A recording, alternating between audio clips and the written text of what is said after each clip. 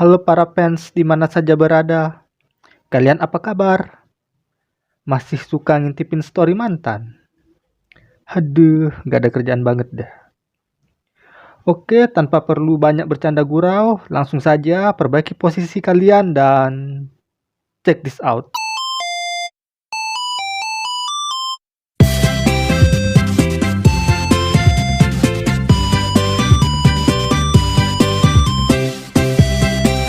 Pada episode kali ini, scene diawali dengan pertarungan Daki melawan Tanjiro, di mana Tanjiro berhasil memojokkan Daki dengan teknik Hinokami Kagura. Karena terlalu lama menggunakan teknik Hinokami Kagura, membuat Tanjiro jadi terengah-engah. Daki yang marah akhirnya menyerang Tanjiro secara terus-menerus, tapi setiap serangan yang dilakukan Daki masih bisa diimbangi oleh Tanjiro. Tiba-tiba, seluruh selendang yang bertarung dengan Inosuke, Zenitsu dan Uzui Tengen kembali dan bersatu dengan tubuh Daki. Tanjiro yang melihat kejadian itu menjadi keheranan. Dengan kembalinya selendang itu, kini warna rambut Daki berubah.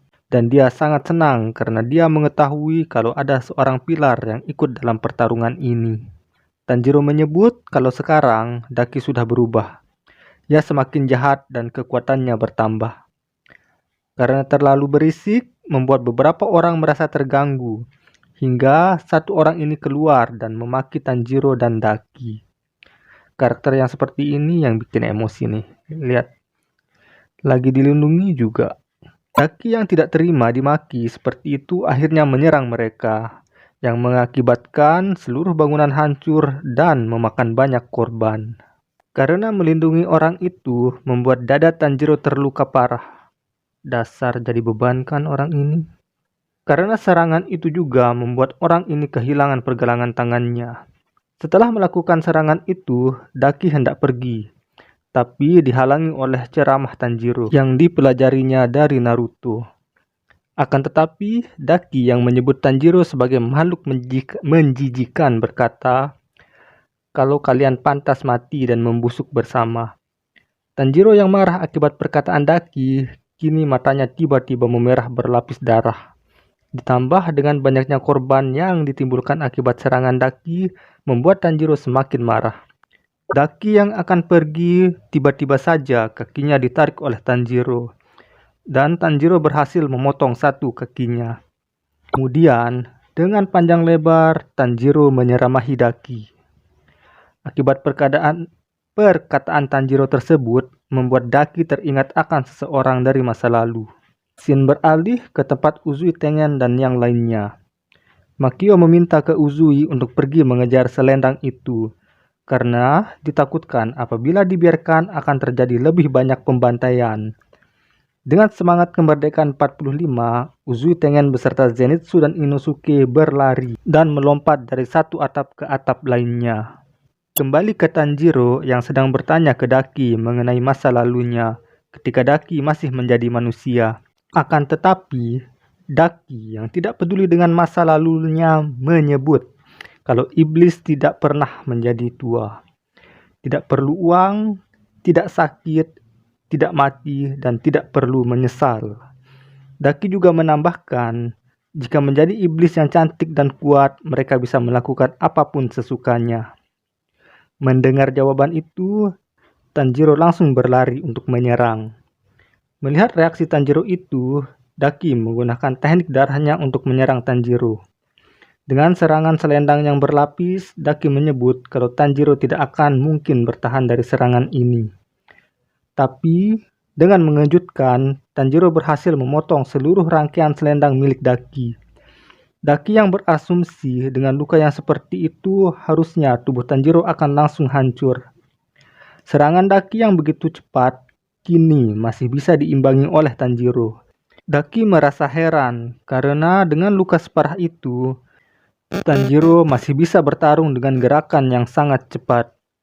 Tanjiro hampir saja bisa menebas leher Daki, tapi Tanjiro menyebut kalau serangannya masih terlalu lembut. Daki yang semakin marah menambah jumlah selendangnya untuk menyerang Tanjiro. Tapi Tanjiro yang sudah dirasuki Kurama justru melihat kalau Daki dan serangannya terlihat begitu lambat. Daki yang terus menyerang Tanjiro sambil berkata kalau Tanjiro tak akan bisa menebas dia lagi. Dan tadi Tanjiro hanya beruntung bisa mengenai lehernya. Suara habis. Akan tetapi, Daki sepertinya salah. Tanjiro berhasil menahan semua serangan Daki dan Tanjiro juga berhasil membuat Daki terpojok. Setelah Daki terpojok, Tanjiro tiba-tiba saja melompat dan menebas seluruh kain yang terjulur di depannya. Saat Tanjiro sudah bersiap untuk menebas leher Daki, tiba-tiba saja Tanjiro terhenti lalu terjatuh. Sepertinya Tanjiro mengalami kelelahan karena menggunakan teknik Hinokami Kagura secara terus-menerus. Penglihatan Tanjiro juga mulai kabur, dan ia juga tidak bisa mendengar apapun. Daki yang melihat Tanjiro sudah tidak berdaya berencana untuk menebas kepala Tanjiro. Tiba-tiba, Nezuko menendang kepala Daki dari belakang, yang membuatnya terpental jauh bahkan sampai sebagian kepalanya juga hilang.